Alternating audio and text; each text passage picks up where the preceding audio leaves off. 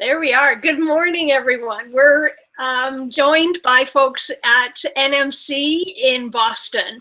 Why don't you take it, on-site folks, take it away, and then we'll introduce the virtual folks. Hi, this is Greg Dillon. I'm an instructional technologist at Gordon College, and I'm also a UMass Boston student.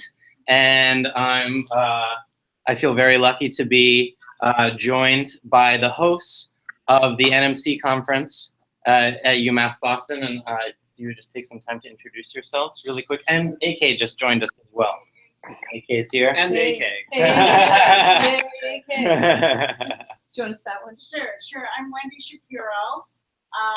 Very excited to be the host of NMC's conference this year, along with all our colleagues from UMass Boston. My position at UMass is I'm an Associate Dean of Learning, Design, and Technology. Hi, my name is Judith Erdman, and I am also a host of this conference this year. It's fabulous. The energy is very, very high. It's a pleasure and privilege to be here. And I am the director of the Instructional Design Graduate Program at UMass Boston. Hi, everyone. I'm Sharicz. I'm a professor in the Instructional Design Program at UMass Boston, too. Good morning to all of you. Thanks for joining us today. Chuck and Laura, why don't you introduce yourselves? Hi, I'm Chuck Pearson, Associate Professor of Natural Science at Tusculum College in Greenville, Tennessee, and going bonkers trying to get the Twitter stream in line. Wow.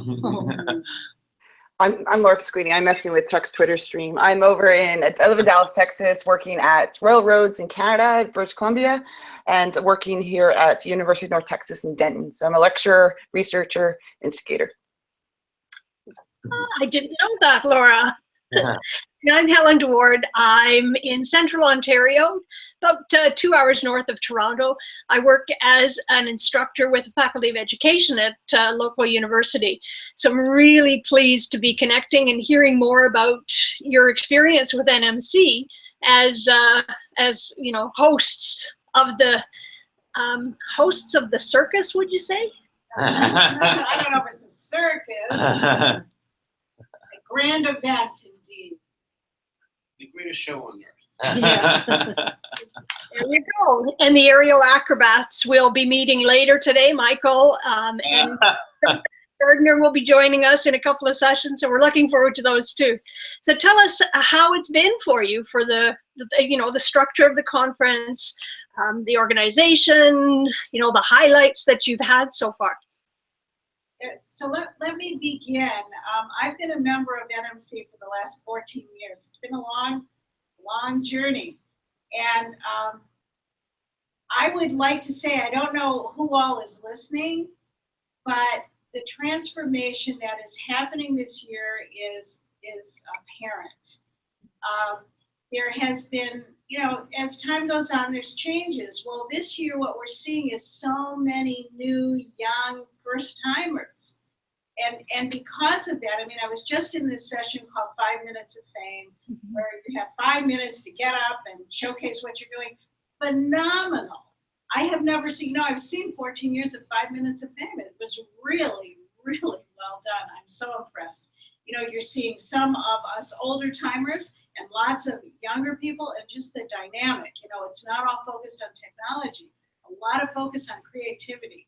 And that's the sense I'm getting this year. There is a new CEO, Eden Elstrom. Wonderful woman. I'm just so excited. I'm re-inspired. So that's my first sketch overview. Mm-hmm. I'm looking forward to, we'll be meeting Eden and Michael together this afternoon, so that'll be a great conversation. Thank you.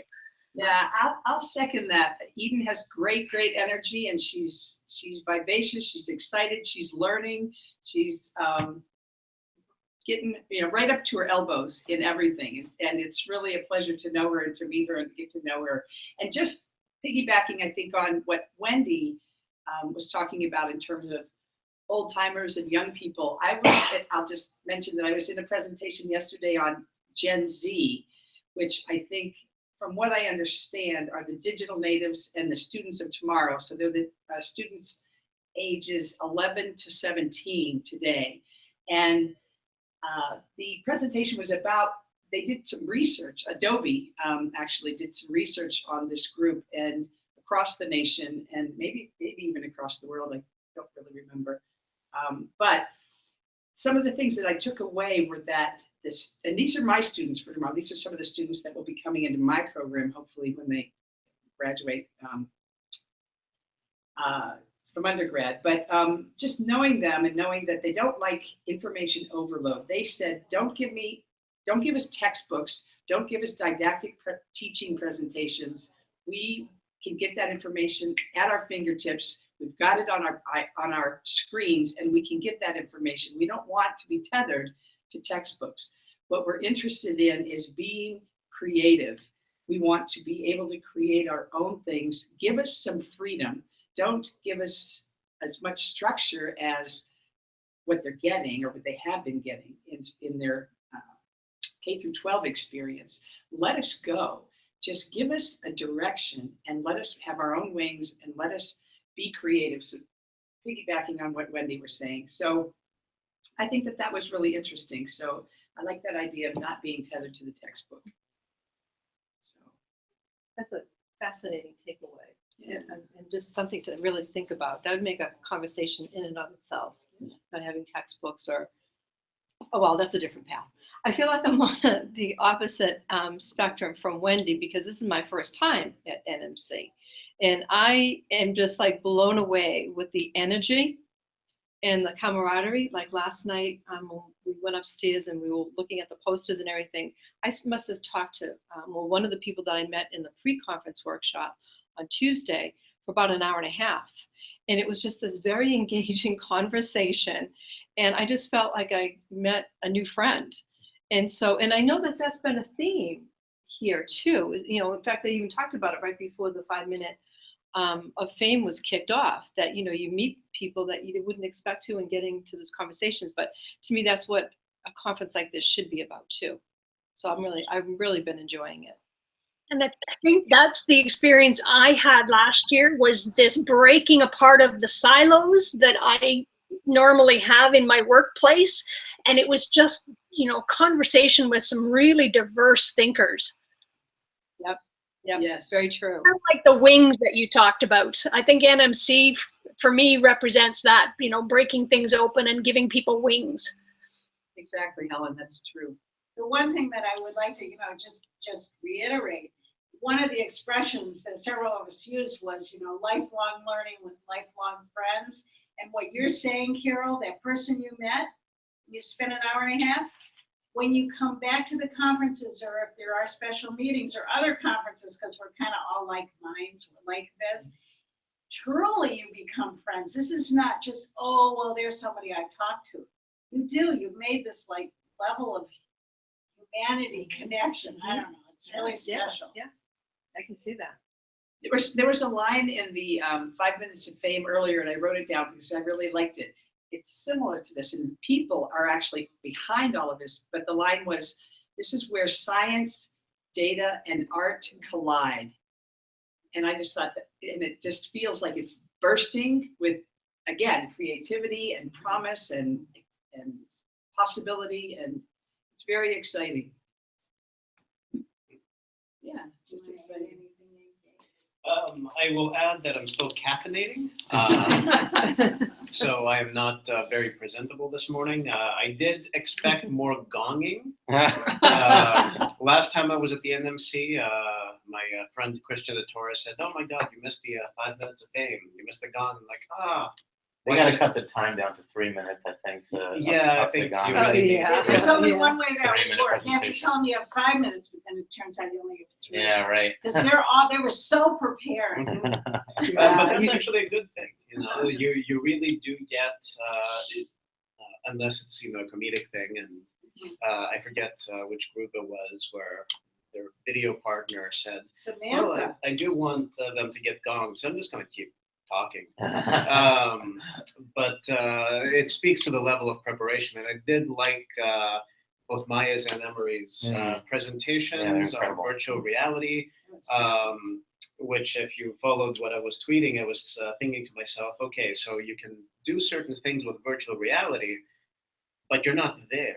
So it doesn't really replace reality. And the use case that I thought about was dissection and butchering.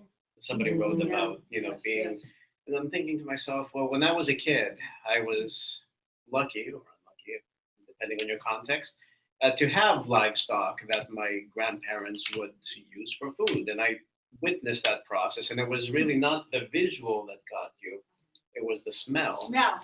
And I think you're still disconnected even in virtual reality. So as much as we want to replace reality with some things, we always need to come back to the real thing in order to get an appreciation, I would say. It's so fascinating you're saying that. I exactly on that same image, because they showed a picture almost like of a meat packing industry with the blood falling on the floor, Running over your shoes. That would be visceral. But if you think about how some of these things are being designed, well, it's visual and it's maybe haptic, but what about the smell? What about the sign? And then I thought, what is virtual reality of the future? Well, when we have all of our senses bombarded, like real life, it may start to shift how we perceive things. That's what was running through my head. Right. And they have those kinds of experiences in some of the rides that you go on at Disney, where you are flying through the air in this virtual kind of thing, and you run through lemon fields in Florida, and then you smell the lemon, and you go through the pine of Seattle, and the pine, they have pine scents, and so they do use that in some It's places, moving but not in that direction. Yeah, it's interesting. But will it ever replace the real thing? It seems to be what you're. Yeah, and this is we're talking about where data and art meet, but I think it's also where philosophy collides, and we really need to think about what makes reality, what is reality, how do we perceive reality, and things of that nature. It's funny you bring that up, AK. I joke because my tagline says I'm me online and in real life, because online is real life. So I don't think we're even past that point where those of us who live, work online, we had this conversation before the call, live online, work online. There's a challenge with a lot of our peers, both staff, students, faculty, that they're struggling with just the two-dimensional self, not the 3D, like what their person is online, and how those social identities, personal identities, professional identities are becoming what you see at this conference, intertwined. What does it mean for it not to compartmentalize things a bit more? So I think we're still struggling with some of that. And I hope some conversations are happening around that. And I could be, although my bias, because that's what I'm studying a bit more, is because I feel like we're not sure about our network connected selves and our online, offline self dichotomy, which it isn't, it's a continuum. But we're seeing some struggle between that. And I don't know if there's conversations before we jump to the next space, because I don't think we figured out the 2D space or the online, offline self. Laura, what's interesting about what you're saying, I mean, like this is all like so much in my head. I'm all inspired now with NMC. But I think about, as the host committee, and Carol and Judith and I and several others were on the planning committee, and so we would have calls with Anne and Lisa from NMC regularly, and I knew them. I knew these people, but my colleagues from UMass Boston did not. And yet, as time went on, I mean, you're online, you're two-dimensional self, you're working on a plan, but we were working towards a project that was going to be real. It was going to be real life. And when we got here in person, and to see the hugging that went on, there was a connection online, but how it's cemented when you become one-to-one in person. I don't know if that solves anything, but that was an experience that we had. It's funny because it piggybacks on what we were talking about. Greg is a student in my instructional design program, and we were talking about online learning and how when people connect online, and they do that through Collaborate or Zoom or Google Hangout, however they connect online, but that solidifies when they come to campus and they meet each other and actually are in the presence of each other. So there is a different presence, an online presence that you're talking about, Laura, and then the real world experience of somebody where you can, The energy. Yeah, it's that, there's a different presence. It's really interesting to see it at the conference, because I saw with Michelle yesterday, she was talking with someone from the UK, Sue, I think. And apparently they've been like working together for years and they've never met. And like they already have this close relationship, and it's really interesting to think about maybe the day that they'll meet at a conference and all like and kind of have that different energy after all these years of working together. Especially where it's a lot of years. Like that's a really long time when you think about it. And something you just said too, Judith, about when people say working online, taking classes online, then meet in person, and then it's also reinforcing, because after they meet in person, like a lot of times if we have a class, we have a video class this summer, and we used to have a residency in our program, then people they would actually physically meet, but then when they went back online, it was even a deeper experience. So it's almost like this reinforcing cycle, if you will, of our levels of interaction and connection. And I would say that it's not necessarily an online face-to-face divide, like what Laura was saying. It's rather contextual, because you may meet online or you may meet face-to-face, but when you meet somebody for the first time, you're generally much more reserved. Unless you're some people where you go up and hug them on the first try, and my first reaction to them is like, you're a weirdo. Let's get to know each other a little first before we start hugging. But the more that you get to know each other, the more those guards go down or come up, depending on what's happening in those relationships that you start building and reinforcing. So I think the online face-to-face is the modality is something that is kind of like a red herring sometimes, because it's the most evident thing we see, but we don't necessarily do an introspection as to how those relationships are evolving in general, regardless of their medium. I think the hugging's culturally context. I'd hug you, AK, anyways. That's a cultural thing. That's the Canadian in me, Canadian Italian in me. So no, I think you're right though. I like that you're having those conversations, because outside of like the learning space, whether it's online, blended, ed tech kind of world, I'm thinking about other disciplines and people and how they're working, and professionals are thinking about using these spaces to build communities or build practice, or think about augmenting a conference like this, like we are now. How will that continue? And it sounds like you've had some experiences. Were there any 5-minute talks that stood out to you, or 5 minutes of fame that stood out to you? There was one thread, if you will, that I am still thinking about quite a bit from the pre-workshop that I went to, and that was on the future of learning by Jonathan Nadler, I think his last name is pronounced. And he said we need collaboration at a whole systems level. So, in addition to the collaboration we might have within teams or on an interpersonal level, what does that look like in whole systems? And I'm showing my bias because my background is in systems thinking and instructional design, but I bring that systems lens even to instructional design, looking at that whole context. So I find myself still thinking about, how do you build collaboration at whole systems level? Like, what does that look like? And this kind of connects to the conversation we're having now about connecting, online, in person, and what does it mean for different levels in an organization? Interesting. Yeah. So I'm still. I think you had mentioned about the 5 minutes of fame. There was two that stood out for me, and one was, and you mentioned him, the fellow Emery, who did the virtual reality. Here is somebody who is so, really, his mind is in the future, and yet he has been on this earth for a while. I want to get everything he said. I hope he has it written down, because I was blown away. The other thing was towards the end, this is how come I was late, is that it was another fellow talking about the blockchain technology.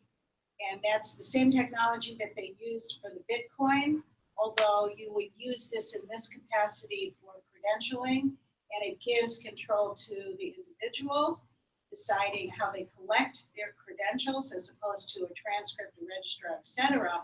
And I want to find out what this app is. It's still a little tricky to use it. It's not easy, but it's the future. There's no question in my mind, this is the future. And this is how, so whether you're talking about credentials or badging or micro, credentials or full credit courses, they get accumulated and attached to you because they're yours, and how you decide to share them, and then they're validated. It's not only, it's real serious stuff, just like how money has been transferred. Bitcoin. Those are my two favorites. I don't know if I could speak to it very detailed, but maybe other people who were there could help. But the guy that stood up, and you know him, Jared? No, it's not Jared. The guy who has done 16. Jared. Oh, yeah, Is that Jared? Jared Bendis from Yeah, Case Western Reserve. Yeah, so if you've done 16 5 minutes of fame, that's over an hour of 5 minutes of fame. An hour of fame, anyway. But he had a new app, and it was called Story Wheels, and it was for K through maybe 8, I think, K through 8 students, and the app you would choose wheels, and then these different wheels had different figures on them, and they would drop down depending on. You could choose 3, 4, 5, 6 wheels. So if you chose 4, which is what he did, 4 wheels come down, and on these wheels there are maybe 8 or 10 different images or icons of such. And then you choose a wheel, and one image comes up, and it was a sloth, and then there was a skull, a sloth, A woman. pumpkin pie, and maybe a Native American or something like that. And then the kids then type, and they write a story about the 4 images that are in front of them. It wasn't a skull, it was a rat. That's what it was. It was a rat. And they just tell a story, and then the whole thing, I guess, brings it into story. Well, it was created for the Cleveland Playhouse. It was for this theater company. And the idea was to encourage creativity, but they were anchoring it with images. Yeah. And then they were writing up their stories. Yeah. So just these ad-lib stories, but it was creative, and I thought these kids would love it because of the icons, and they were kind of cartoonish, and but I think very appropriate for the age group that they were developing it for. And it was. I didn't have my iPad with me because only iPad users could download this. We'll make sure you can download. So Wendy's got connections, and she'll hook me up here. But you guys should check it out because it was called Story Wheels. Story Wheels. Very clever. It's Very relatively clever. simple, but very clever. Actually, while you were talking, I Googled, put the link. It looks interesting. Oh, you did good. Thank you. Oh, excellent. Yeah. And he said the app is open and free for at least a day or 2, so download it. Yeah. I can't read that. See if I can send it to you later. Yeah. And you did some sessions at the conference too. We did. Yeah. Carol. Yeah, the 3 of us had our session yesterday afternoon. It was called Developing an Innovative Mindset. And it was really grounded in new research that came out just in February of this year, 2017.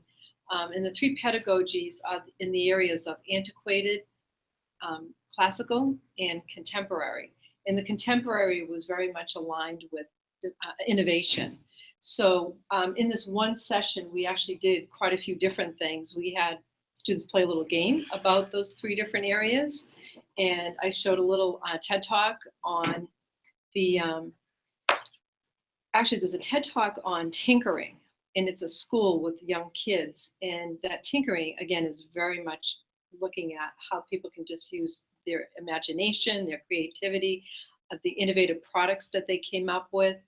And then Judith really talked about the classical pedagogy in relation to the capstone opportunities that we've had the last year or so, where students are really encapsulating the classical by, collaboration, working in teams, problem solving, but these were real projects that they were working on for clients. One being the Urban Harbors Institute at UMass Boston, where they had to develop projects in order to certify our harbor masters, or as we say in Boston, harbor masters. Okay, so it was, and we have another project coming up this summer, but so it was a very engaging session. People really enjoyed it from the feedback that we got. It was done in a kind of a cafe style where there was tear sheets. So I was not the talker, but I bought candy for each of the tables. That was my contribution. It was a very well received presentation, I think. We got some good feedback from it, and we spoke and I'm not going to go into details at all, but we just spoke about how in our instructional design program we're breaking the molds and the way we've always done things, and we're starting to do things differently. Taking that active learning experience out of the classroom and into the streets, onto the harbors, onto the piers, onto the docks, into the athletic shoe companies, and letting our students get real world experience with real world stakeholders and working in collaboration with each other, not in these siloed solo projects, but in instructional designers. They may do everything soup to nuts by themselves, but very rarely is it that person that does that. Usually they're working in collaboration with other people, often in leadership roles and orchestrating the whole project. And our instructional designers, design students also have the opportunity to have project management skills.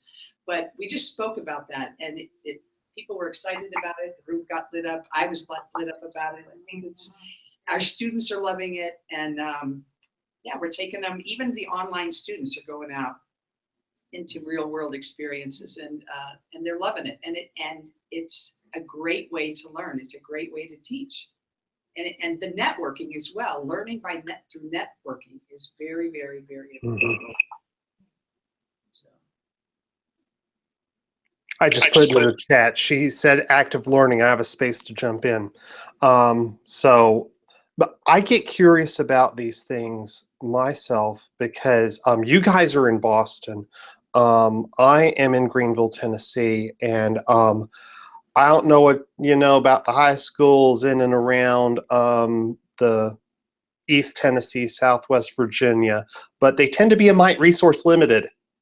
And so much of my question surrounding instructional design is how can we take these experiences that the technology is giving ourselves the capacity to do and whittle the technology down to a fashion where it can stay on the smartphone. We can do things that are efficient in use of data. How much thought process are we putting into making this as accessible as possible for the broadest possible population of people? Really, really important. You know what's interesting about what you say. So we're in Boston, but we're at we're at UMass Boston, and resources are very slim given the whole nature of the city here. We recently received one of the Steelcase grants, the Active Learning to Build an Active Learning Classroom, and they were on campus looking at the space. And while they were there, and they're talking about power in the room, et cetera, and I said, our students aren't going to be bringing laptops in, maybe graduate students, but the undergraduate students, no, they don't have it. They're not going to be. I said, you have to make sure they do these surveys that everything can be available on a mobile. So that, it is, and whether it's highly resourced or not, we're mobile. It's a mobile reality. So it made them aware of these things, including you're bringing your furniture in. We have to make sure we're ADA compliant. And that was something new for them to think about. Really? Yes. Today. Yes. Wow. You're still reminding people. So, it's like, okay, they're going to give us one table that raises and lowers, but yeah. So, we as educators, we have to keep educating. Well, I understand public education right now, everybody is resource limited. And that's part of the reality of this point in our time. So that's something I go. No. I'm just saying that was addressed in the Gen Z presentation yesterday, and there were other educators who were saying to the Adobe people there that, and where they're going in, that these companies have to, if they want schools to adapt their technologies, then they have to be very generous in what they're giving and to these schools, because they cannot, and the educators were very clear, cannot assume, because it is not true that all students coming in to the classroom have access to these technologies or to screens or even to internet. Because sometimes, and they were talking about it being a financial or an economic issue, but I know from my friends in Boston that it's parental. Sometimes the parents do not want them on screens, even though it might be an educational experience. Sad, perhaps, whether you agree with that or don't, sometimes it's the parents, because the parents didn't have that experience, are intimidated by that experience, don't want to lose their kids to, they hear the horror of being, sucked into the screen and not having, that life. And I'm just saying that there's a parental issue here as well as an economic issue when it comes to some students. And it may not be even the affluent students. Sometimes the parents are limiting their screen time, and the kids want, YouTube time and fun time. And now they have to share that time with school time if they are doing that. So it's some of these human dynamics I think we need to consider as well. Sure. Anybody who looks at my Twitter stream knows the likelihood that somebody can get sucked right into everything on the internet.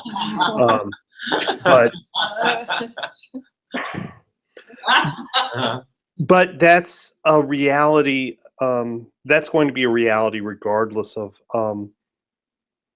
where you are in the country in K-12. I'm still sitting here wrestling with. I'm in a collegiate setting. A lot of my instruction is for students who have intentions towards the health professions. They're pre-med, they're pre-pharmacy, they're pre-veterinary. That they need to have that exposure, and they are going to get the smartphone in hand. They're going to get whatever laptop they can get in hand. They're going to be fighting over campus Wi-Fi that is weak to non-existent. They're going to be on cell plans that are very, very good as long as they're close to I-81.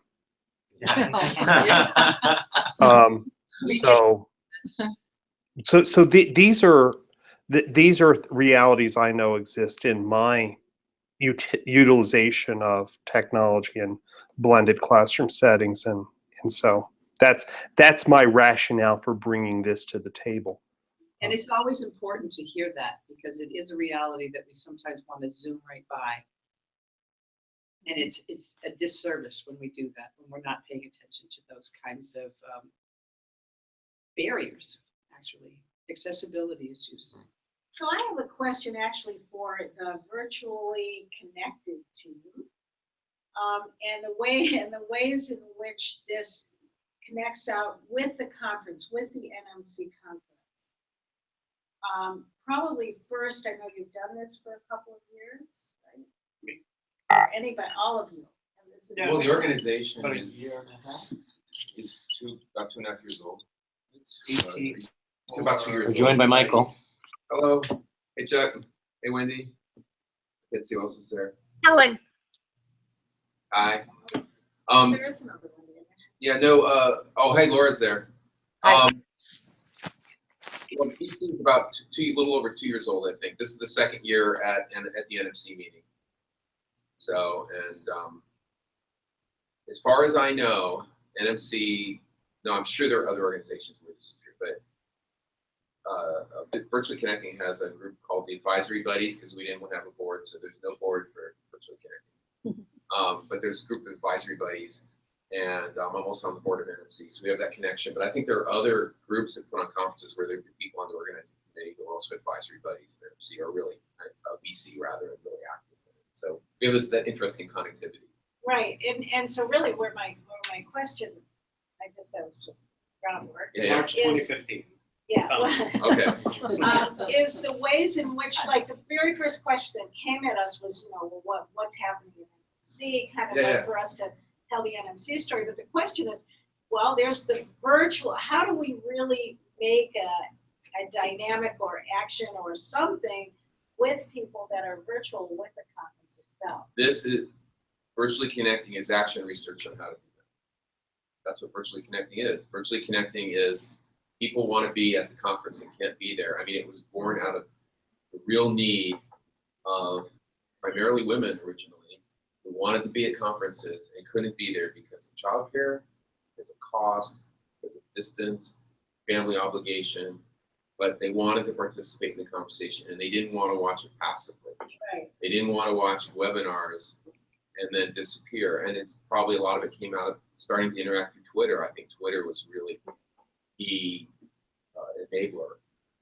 And then really Rebecca and Meta saying, and you know, hey, if you walk around at this conference with an iPad, then I can talk to people who are there. And do you do that? Well, it turns out walking around with an iPad doesn't work very well because you can't hear the iPad. And it's better to bring people into a room like this and make it a little bit more formal, but still, as you can see, very informal as well. Wendy, the conversation is the thing. The reality of being able to sit down at this desk, and would be a little bit difficult for me to get in the car to drive to Boston while I've just been driving all over the country for other various and sundry last month. Being able to sit in this room with you and have conversation and really have time to sit and detach and reflect and listen intensely to what you're saying is the benefit of a thing like this. And it's the thing that I personally take the greatest amount of value from this is, okay, I wasn't really thinking about that before I sat down here this morning. My experience has me locked into thinking one direction. My experience has me locked into Boston, affluent, Greenville, not. And Parts of Boston. yes, and it has me, and I have the capacity by doing this to get shaken out and recognize that, yeah, there's Boston, but then there's Boston, and then there's Boston, right? So okay. I also see this as a more active conference session. So when you go to a conference, any conference, a lot of conferences are still very presentation didactic oriented. I think some presenters do a better job than others to try to get the audience engaged, sort of get up and get the blood flowing, get the mental energy going. But to me, this is sort of like a conference session where you're either finding somebody who you would have found, at a table and having a conversation and pulling them aside saying, hey, it's kind of loud in here. I can't really hear you that well. And if you see me at conferences, I tend to do this. I don't, sometimes I don't look at you in the eye one time, do this because it's easier for me to focus on hearing. So bringing that conversation to the hallway is a little easier. And this is what I see virtually connecting being. So it's bringing people from the outside in, but it's also an easier way to have that conversation. And it's flattening of hierarchy, right? Because you might not feel comfortable. Not everyone's going to feel comfortable walking up to three accomplished women like you and starting to talk about work. Some people will, and they'll do that at conference. Other people are like, well, I'm really interested in what Wendy's doing at UMass Boston, but I'm just an instructional designer at Greenville or whatever, and I feel a little shy, and I don't want to do It's that. like this morning. You came over and you introduced us to Audrey. I had seen Audrey, but she had come in. She had just grabbed her breakfast. I'm like, I really don't want to bug her while she's having her breakfast. Yeah. Maybe I'll have her have some coffee and get mentally prepared, and then I'll go introduce myself. But you saw that opportunity and you brought us into the conversation.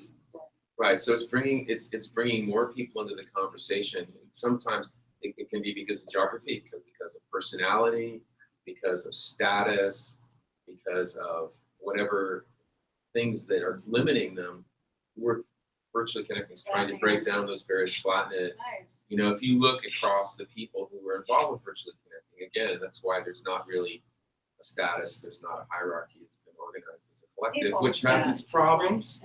No formal organization is perfect, but I know that many of us have really resisted making it into a more formal organization, because what's an organization? As you and I, Wendy, know very well, It's all the politics and all. Oh, you were so right, Michael. Yeah, so- Wait a minute. I don't know, but there's a scaling problem, right? So I mean, virtually connecting is like busting at the seams with volunteers that gets attacked to do everything, and so.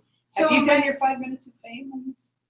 Next year. Next year. I would love to do that. Yeah, that's a really great suggestion. It's Thank a you. great suggestion. I think you should totally. Yeah. So am I right in saying, so I was thinking this was broadcast out, but it's not. It is. It is. Yeah. So Multimodal, so the people that we're talking to right now, it's beyond these people. Potentially. Yes, it is. I don't know if anyone can you see if other people are watching, Wendy? Are you able to? Right now we have no watchers, but we did have a number of watchers. But the bonus is we can watch it again after the fact. So we can have kind of a refreshing of the conversation. Oh, and you have no idea how often, especially if it's a meeting I'm interested in, but I can't sit down in front of the screen for a virtually connecting conversation, I'll simply pick up the VC conversation later. Archiving the thing on YouTube is a boon for that.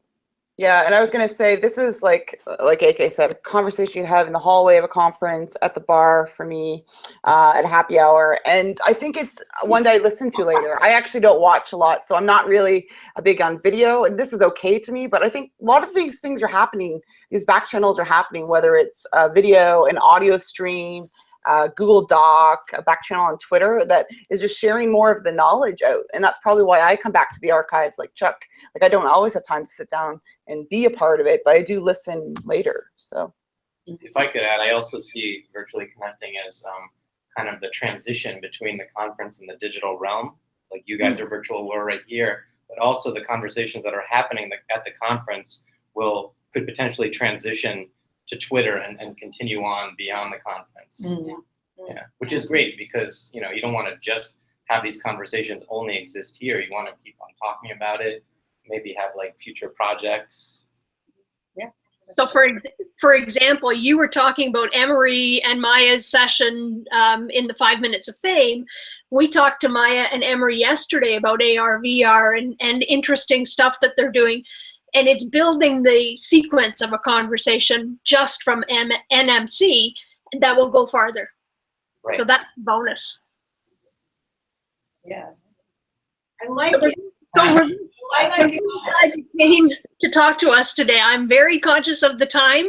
I know that we've been talking for quite a bit.